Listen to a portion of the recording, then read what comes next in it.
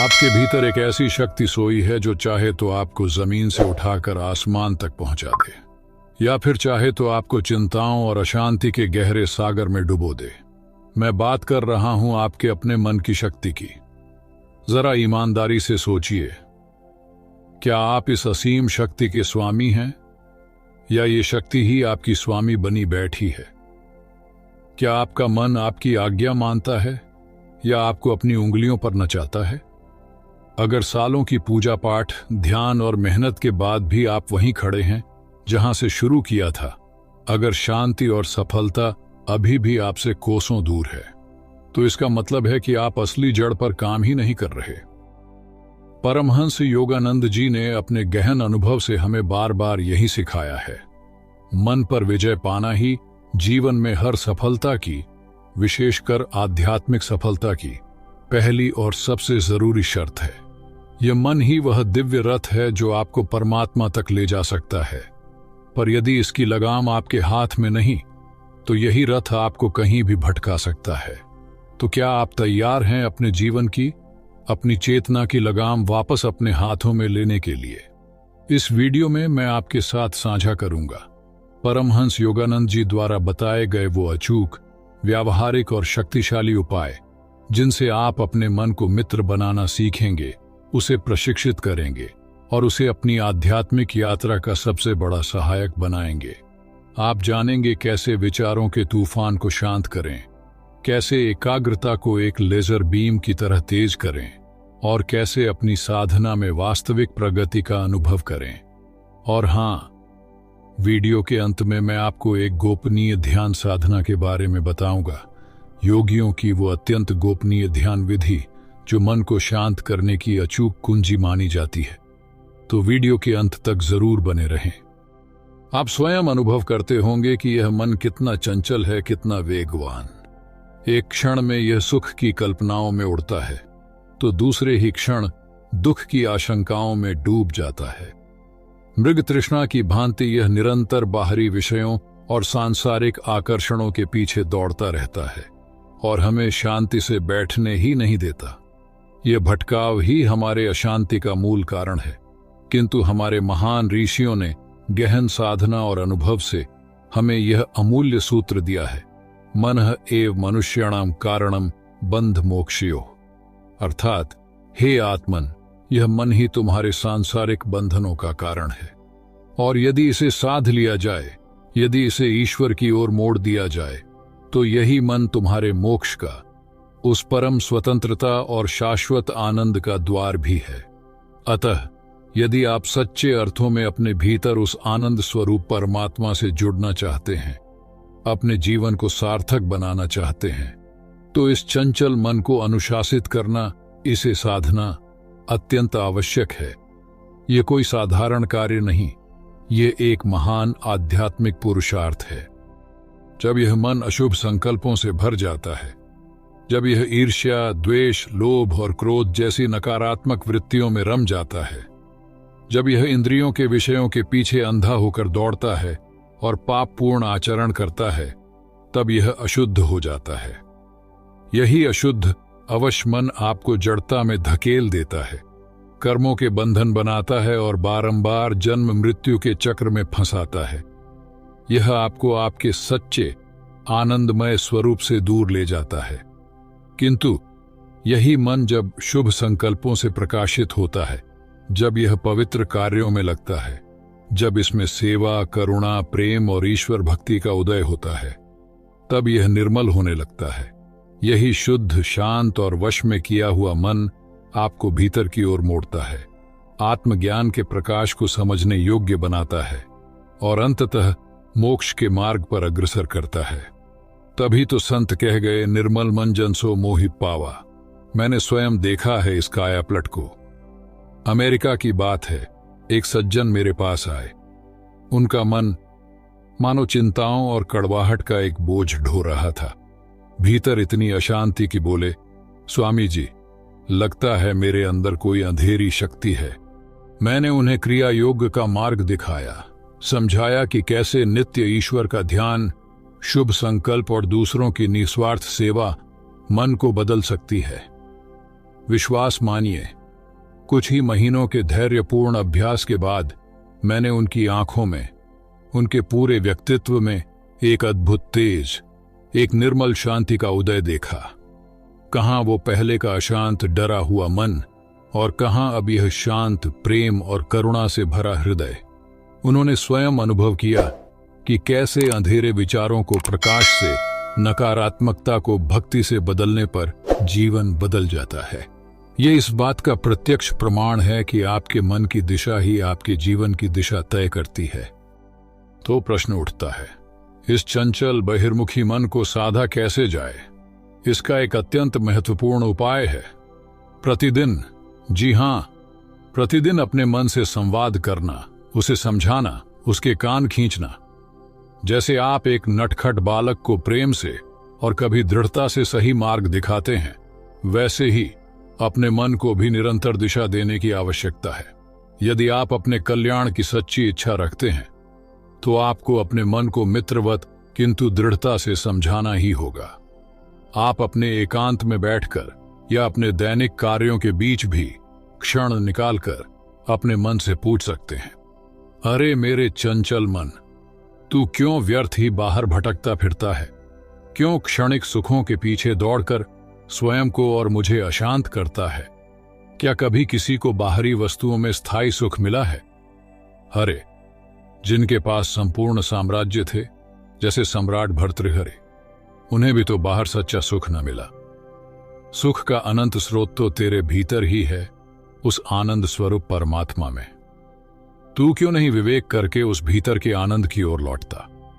स्मरण कीजिए राजकुमार उद्दालक का। युवावस्था में ही कितने विवेकवान थे। वे पर्वतों की गुफाओं में जाकर अपने मन को कैसे उलाहना देते थे। अरे मन, तू कभी सुगंध के पीछे, कभी स्वाद के पीछे, कभी संगीत के पीछे बावरा होकर मुझे भटकाता है। तूने इन क्षणिक इंद्रिय सुखों के भ्रम में मेरा सच्चा आत्मानंद छीन लिया। अरे नादान, जिन सांसारिक संबंधों, पत्नी, बच्चों, मित्रों के मोह में तू फंसा है, क्या वे सदा तेरे साथ रहेंगे? जिन्हें तू हर जन्म में छोड़ता आया है, वे इस जन्म में भी छूट ही जाएंगे। फिर क्यों उन्हीं के पीछे भागता है? तू क्यों नहीं उस आत्मदेव के ध्यान में डूबता जो सदा तेरे साथ है, जो आनंद का सागर है? इस प्रकार प्रतिदिन अपने मन को उसके भ्रम दिखाइए, उसे विवेकपूर्ण तर्क दीजिए, उसे भीतर के सच्चे सुख का स्मरण कराइए। एक बार नहीं, प्रतिदिन ऐसा अभ्यास कीजिए। यह निरंतर संवाद, यह आत्मशिक्षण ही मन को धीरे धीरे अनुशासित करेगा और उसे अंतर्मुखी बनाएगा। यह प्रतिदिन अपने मन को समझाने का अभ्यास, यह कितना महत्वपूर्ण है, इसे मैंने अपने ही जीवन के एक अनुभव से गहराई से जाना। युवावस्था का समय था और मेरे भीतर हिमालय की ओर जाने की, एकांतवास में ईश्वर को खोजने की एक अत्यंत तीव्र इच्छा जगी। मेरे अपरिपक्व मन ने मुझे यह विश्वास दिला दिया था कि सांसारिक कोलाहल से दूर, उन शांत पर्वत कंदराओं में ही मुझे शीघ्र आत्म साक्षात्कार हो जाएगा। मैं इसी विचार से उत्साहित होकर अपने परम गुरुदेव स्वामी श्री युक्तेश्वर जी के समक्ष उपस्थित हुआ, उनकी अनुमति और आशीर्वाद की आकांक्षा लिए। गुरुदेव ने अपनी शांत किंतु सब कुछ जान लेने वाली पारदर्शी दृष्टि से मुझे देखा। एक क्षण में ही उन्होंने मेरे मन की इस बाहरी शांति की खोज के पीछे छिपी आंतरिक अशांति और पलायन की वृत्ति को भांप लिया। उन्होंने कठोर शब्दों का प्रयोग नहीं किया, किंतु सीधे मेरे तर्क और विवेक को झकझोरते हुए मेरे ही मन से प्रश्न किया, मानो वे मुझसे नहीं, मेरे मन से ही बात कर रहे हों। वे बोले, क्या परमात्मा का निवास केवल हिमालय तक ही सीमित है? क्या वे यहां आश्रम में, तुम्हारे नित्य के कर्तव्यों में, तुम्हारी इस साधना में उपस्थित नहीं हैं? और क्या अपने निश्चित कर्म क्षेत्र से पलायन करके तुम्हें सच्ची शांति मिल जाएगी? क्या बाहरी एकांत आंतरिक स्थिरता की गारंटी दे सकता है? वत्स, पहले अपने भीतर जो इच्छाओं, वासनाओं और चंचलता का हिमालय खड़ा है, उस पर विजय प्राप्त करो, उसे जीतो। फिर तुम देखोगे कि यह बाहरी हिमालय तो स्वयं ही तुम्हारे लिए सुलभ हो जाएगा। गुरुदेव के उन विवेकपूर्ण तर्क संगत शब्दों ने मुझ पर गहरा आघात किया, एक सकारात्मक आघात। उस संवाद ने मुझे विवश किया कि मैं स्वयं अपने मन से पूछूं, अरे मन, तू भागना क्यों चाहता है? सच्चाई से, कर्तव्य से, या स्वयं अपने आप से? शांति कहीं बाहर खोजने से नहीं, अपने भीतर स्थिर होने से मिलेगी, गुरु आज्ञा पालन में मिलेगी। गुरु की उस तार्किक स्नेहपूर्ण फटकार और फिर मेरे स्वयं के इस आंतरिक मंथन और संवाद ने ही मुझे उस व्यर्थ की इच्छा से मुक्त किया और साधना के सही मार्ग पर स्थिर किया। इसलिए कहता हूं, अपने मन से प्रतिदिन बात करें, प्रेम से, दृढ़ता से, तर्क से उसे समझाएं, उसे सत्य का, अपने परम लक्ष्य का स्मरण कराएं, तभी वह आपके वश में आएगा, आपका सच्चा साथी बनेगा। हे साधक, केवल मन को समझाना ही पर्याप्त नहीं है। आपको उस पर 24 घंटे एक जागृत पहरेदार की भांति दृष्टि रखनी होगी। ये मन बड़ा धूर्त है, इसकी चालें बड़ी अटपटी हैं, इस पर कभी पूरी तरह विश्वास न करें। ये किसी भी क्षण आपको अपने पुराने संस्कारों और वासनाओं के जाल में पुनः फंसा सकता है। यह तर्क वितर्क करके बड़ी चतुराई से आपको विषयों के विष में घसीट सकता है। इसलिए आपको सतत सजग रहना होगा। अपने हाथ में सदैव विवेक और विचार का दंड थामे रहें। देखें कि आपका मन आपके आदेशानुसार चल रहा है या नहीं। जैसे ही आप देखें कि यह नीति और मर्यादा के विरुद्ध जा रहा है, जैसे ही यह किसी अशुभ संकल्प या कुमार्ग की ओर बढ़ने लगे, तो तुरंत उसे रोकें, उसे दंड दें, उसे यह अनुभव कराएं कि अब वह किसी असावधान व्यक्ति के हाथ में नहीं, बल्कि एक दृढ़ निश्चयी स्वामी के नियंत्रण में है, जो उसे सीधा चलाएगा, अन्यथा उसकी दुर्दशा निश्चित है। जैसे एक जागता हुआ चौकीदार चोर को चोरी नहीं करने देता, वैसे ही आपकी सतत जागरूकता मन रूपी चोर को कुकर्म करने से रोकेगी। जब आप अपने मन के चाल चलन पर निरंतर दृष्टि रखेंगे, उसके उठते हुए विचारों और भावनाओं के साक्षी बनेंगे, तो वह स्वयं ही सीधा और शांत रहने लगेगा। इस मायावी मन के जाल से बचने का यही उपाय है, अटूट जागरूकता और विवेकपूर्ण नियंत्रण। यह मन अपार शक्ति का भंडार है। यह एक ऐसे वेगवान अश्व के समान है जिस पर यदि विवेक की लगाम कसी हो तो यह आपको शीघ्र ही परमात्मा की मंजिल तक पहुंचा सकता है। किंतु यदि इसे लगाम के बिना छोड़ दिया जाए तो यह आपको ऐसे टेढ़े मेढ़े कांटेदार रास्तों पर भटकाएगा कि अंततः आप गहरी अंधेरी खाइयों में ही जा गिरेंगे।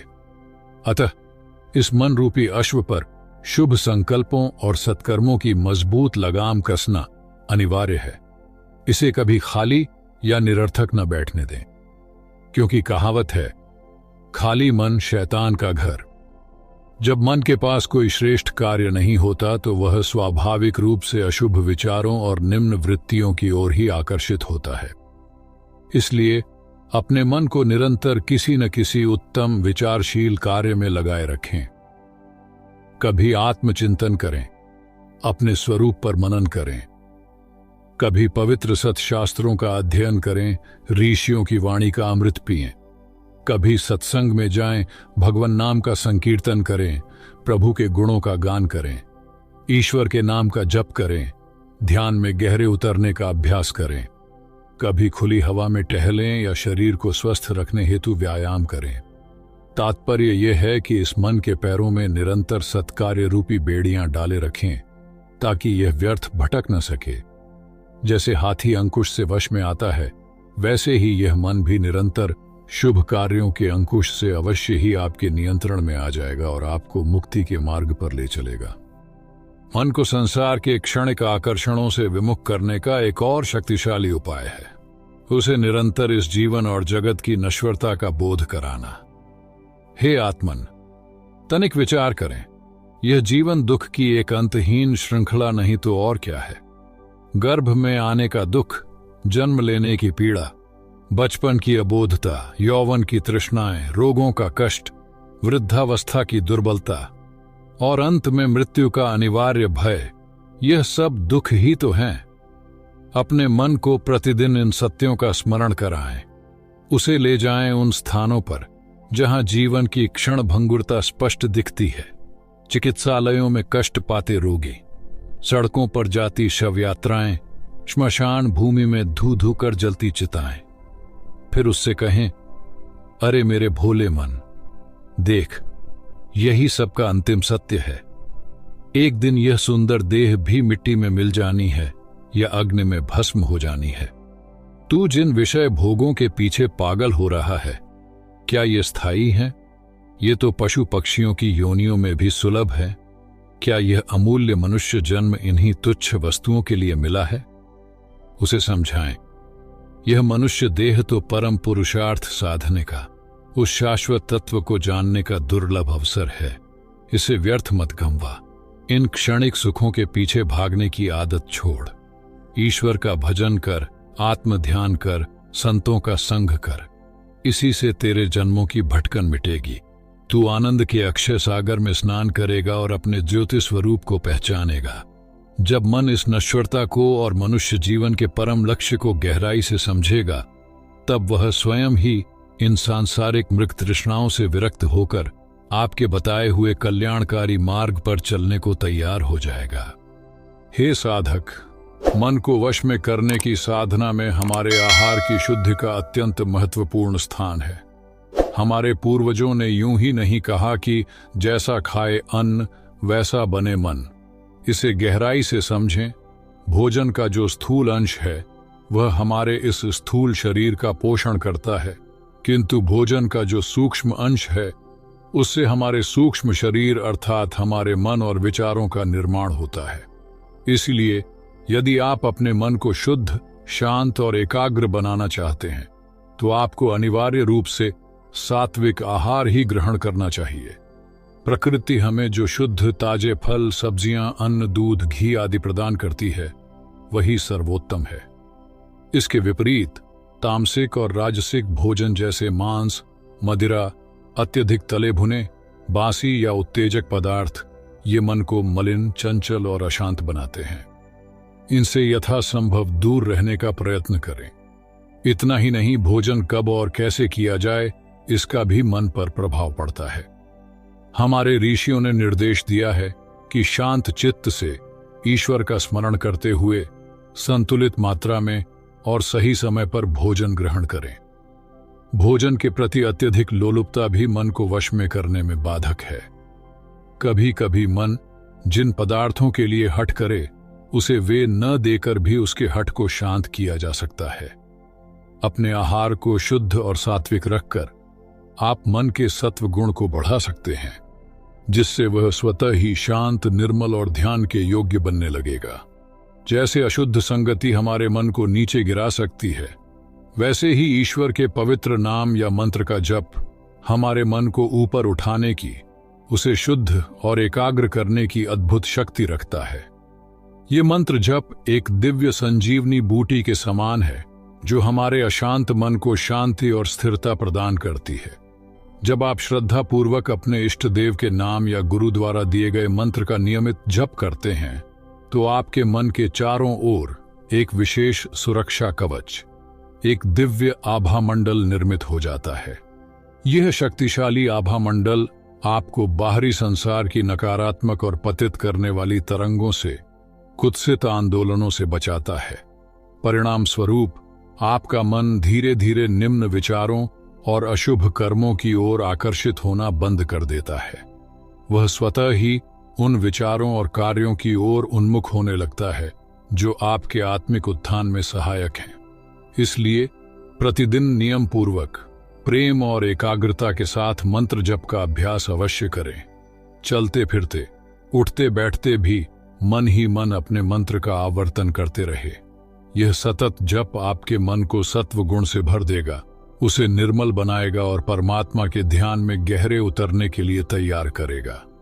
यह ईश्वर को प्रसन्न करने का और मन को वश में करने का एक अत्यंत सरल किंतु प्रभावी उपाय है। हे साधक, मन को वश में करने की कला का एक और महत्वपूर्ण अंग है चित्त की समता बनाए रखना। जीवन में सुख और दुख, मान और अपमान, लाभ और हानि की लहरें तो निरंतर आती जाती रहेंगी। छोटी मोटी प्रतिकूल परिस्थितियों से घबराकर अपने मन की शांति को भंग न होने दें। चाहे कोई आपकी प्रशंसा करे या निंदा, चाहे कोई आपको लाभ पहुंचाए या हानि। आप अपने भीतर अडिग रहने का अभ्यास करें। यदि कोई आपको अपशब्द कहे या कष्ट भी पहुंचाए तो भी यथासंभव क्रोध के आवेश में न आए। स्मरण रखें, क्रोध करने से आपकी अपनी ही आध्यात्मिक शक्ति क्षीण होती है, दूसरों का कुछ बिगड़े या न बिगड़े। अतः शांत रहें, अपने केंद्र में स्थित रहें और उपस्थित परिस्थिति का समाधान विवेक और बुद्धि से करें। सुख आए तो उसमें फूलकर अहंकार न करें और दुख आए तो निराशा में डूब न जाएं। स्वयं को बार बार याद दिलाएं कि यह दोनों ही अवस्थाएं स्थायी नहीं हैं। ये बादल की तरह आई हैं और चली जाएंगी। यह भी बीत जाएगा। इस मंत्र को अपने हृदय में धारण कर लें। जब आप हर परिस्थिति में इस साक्षी भाव और समता को साध लेंगे तो देखेंगे कि आपका मन धीरे धीरे इन द्वंद्वों से ऊपर उठकर एक अद्भुत शांति और स्थिरता का अनुभव करने लगा है। राग द्वेष स्वतः ही कम होते जाएंगे। आंतरिक शांति और मन की निर्मलता प्राप्त करने के दो और अचूक सूत्र हैं: निष्काम कर्म योग और सर्वत्र मंगलमय दृष्टि रखना। पहला है निष्काम भाव से दूसरों की सेवा करना। जब आप बिना किसी फल की आशा के केवल कर्तव्य समझकर या ईश्वर की प्रसन्नता के लिए परोपकार के कार्य करते हैं तो यह प्रकृति का अटल नियम है कि आपके मन की मलिनता स्वतः ही धुलने लगती है। इसलिए जहां भी अवसर मिले निस्वार्थ भाव से सेवा करने के लिए सदैव तत्पर रहें। यह आपके चित्त को शुद्ध करने का एक श्रेष्ठ मार्ग है। दूसरा सूत्र है अपनी दृष्टि को शुभ और मंगलमय बनाना। प्रयास करें कि आप संसार में, लोगों में, परिस्थितियों में दोष देखने के स्थान पर शुभ और कल्याणकारी पक्ष को देखें। यह विश्वास रखें कि जो कुछ भी हो रहा है, यहां तक कि जिसे आप दुख या कठिनाई समझते हैं, वह भी आपकी आत्मिक उन्नति और गढ़ाई के लिए ही है। जब आप समस्त सृष्टि को ईश्वर का ही रूप मानकर सर्वत्र पवित्रता और मंगल देखने का अभ्यास करते हैं तो आपके मन में व्यर्थ की अशांति और नकारात्मकता टिक ही नहीं सकती। सर्वत्र मंगल देखने वाली दृष्टि ही आपको सच्ची आंतरिक शांति और आनंद प्रदान करेगी। हे आत्मन, मन को साधने के जितने भी उपाय हैं उन सब में विवेक का स्थान सर्वोपरि है। विवेक ही वह दिव्य नेत्र है जिससे हम सत्य और असत्य, नित्य और अनित्य, शाश्वत और क्षण भंगुर के भेद को स्पष्ट रूप से देख पाते हैं। संसार में धन कमा लेना, बड़ा पद पा लेना या भवन बना लेना, यह सब तो सामान्य सांसारिक समझ है, वास्तविक विवेक नहीं। अरे, घोंसला तो चिड़िया भी बना लेती है। सच्चा विवेक तो यह जानना है कि इस निरंतर बदलती हुई सृष्टि में एकमात्र सत्य, एकमात्र शाश्वत तत्व केवल परमात्मा ही है। यह शरीर, ये रिश्ते नाते, ये धन संपत्ति, मान अपमान, सुख दुख, ये सब अनित्य है, बदलने वाला है, स्वप्न की भांति मिथ्या है। एक दिन मृत्यु इन सबको हमसे छीन लेगी और हम खाली हाथ रह जाएंगे। अतः केवल इन्हीं नश्वर वस्तुओं के पीछे भागते रहना विवेक नहीं, घोर अज्ञान है। हमारे दुखों का मूल कारण बाहरी वस्तुओं का अभाव नहीं, बल्कि अपने सच्चे स्वरूप का अज्ञान है। विवेक इसी अज्ञान के अंधकार को मिटाता है। यह विवेक ही वह दूत है जिसे हमारी अंतरात्मा, हमारे भीतर बैठे परमेश्वर हमें जगाने के लिए भेजते हैं। जब यह विवेक जागृत होता है तो यह हमारे चित्त रूपी पिशाच को, हमारे व्यर्थ के संकल्प विकल्पों को नष्ट कर देता है और हमें अपने नित्य, शुद्ध, आनंद स्वरूप आत्मा का बोध कराता है। इसी विवेक के प्रकाश में चलकर हम मन की सीमाओं के पार जा सकते हैं और उस परम सत्य में प्रतिष्ठित हो सकते हैं। हमने समझा कि विवेक ही वह दिव्य नेत्र है जो हमें सत्य और असत्य का भेद दिखाता है और मन को साधने का सर्वोच्च मार्ग प्रशस्त करता है। किंतु हमारे परम करुणामयी ऋषियों ने इसी विवेक के प्रकाश में हमें एक ऐसी अत्यंत गुप्त और सहज कुंजी भी सौंपी है जो इस चंचल मन को बिना किसी अतिरिक्त प्रयास के ही साध लेती है। एक ऐसी साधना जो आपके हर श्वास के साथ स्वतः चलती है, 24 घंटे अनवरत। हाँ, मैं बात कर रहा हूं अजपा गायत्री की, जिसे सोहम साधना या हंस योग के नाम से भी जाना जाता है। कल्पना कीजिए आपकी हर श्वास हर पल ईश्वर का स्मरण बन जाए। अजपा का अर्थ ही है बिना जपे जप। ये वो दिव्य मंत्र है जो आपकी प्राण शक्ति आपकी श्वास के साथ अभिन्न रूप से जुड़ा है। जब श्वास सहजता से भीतर आती है तो सो की ध्वनि होती है, और जब बाहर जाती है तो हम की ध्वनि। सोहम, वह मैं हूं। यह छोटा सा मंत्र जो दिन में 21,600 बार हमारे भीतर गूंजता है, हमें निरंतर उस परम सत्य का बोध कराता है कि हम उस अनंत चैतन्य, उस परमात्मा के ही अंश हैं। गोरक्ष संहिता जैसे ग्रंथ इसे योगियों के लिए मोक्षदायिनी कहते हैं, जिसके संकल्प मात्र से पापों से मुक्ति मिल जाती है। सोचिए, मन नियंत्रण और आत्मज्ञान के लिए इससे शक्तिशाली और क्या हो सकता है। और इसकी विधि अत्यंत सरल। आपको बस इतना करना है, किसी शांत स्थान पर आरामदायक स्थिति में बैठें, रीढ़ सीधी, आंखें कोमलता से बंद कर लें। अब अपना सारा ध्यान अपनी सहज स्वाभाविक आती जाती श्वास पर ले आएं। श्वास को बदलने या रोकने का कोई प्रयास न करें, बस साक्षी बने। और अब मानसिक रूप से बिना होंठ हिलाए अनुभव करें श्वास भीतर आते हुए सो, और श्वास बाहर जाते हुए हम। बस इस लय के प्रति सजग हो जाएं। यही अजपा गायत्री का अभ्यास है। जब आप अपनी श्वास और इस सोहम ध्वनि के प्रति जागरूक होते हैं तो मन का भटकाव स्वतः ही कम होने लगता है। जैसे कछुआ अपने अंगों को समेट लेता है, वैसे ही आपका मन बाहरी विषयों से हटकर अपने केंद्र में, अपने आत्मस्वरूप में टिकने लगता है। यह निरंतर अभ्यास आपके चित्त को निर्मल करता है, एकाग्रता को बढ़ाता है, तनाव और चिंता को मिटाता है और आपको एक गहरी आंतरिक शांति का अनुभव कराता है। यह मन को नियंत्रित करने का सबसे स्वाभाविक और प्रभावी तरीका है, क्योंकि आप मन से लड़ नहीं रहे, बल्कि उसे उसकी स्वाभाविक लय में लौटा रहे हैं। तो हे आत्मपथ के पथिकों, इस अजपा गायत्री की अद्भुत साधना को अपने जीवन में उतारें। अपनी हर श्वास के साथ उस परम सत्य सोहम का अनुसंधान करें। देखें कि कैसे यह सहज अभ्यास आपके मन को शांत, स्थिर और आपके नियंत्रण में लाता है और आपको आत्म साक्षात्कार के मार्ग पर तेजी से आगे बढ़ाता है। यह आपके भीतर छिपी हुई शक्ति को जगाने की कुंजी है। तो आज की इस दिव्य चर्चा में बस इतना ही। आपको यह वीडियो कैसी लगी? अपने विचार हमें नीचे कमेंट में जरूर बताइए। यदि यह जानकारी आपको उपयोगी लगी हो तो इसे अपने प्रियजनों तक पहुंचाएं, ताकि अधिक से अधिक लोग इस ज्ञान से लाभान्वित हो सकें। और यदि आप हमारे चैनल पर नए हैं तो इसे सब्सक्राइब करना न भूलें, ताकि ऐसे ही प्रेरणादायक विषयों से आप जुड़े रहें। फिर मिलेंगे अगली वीडियो में, तब तक के लिए धन्यवाद।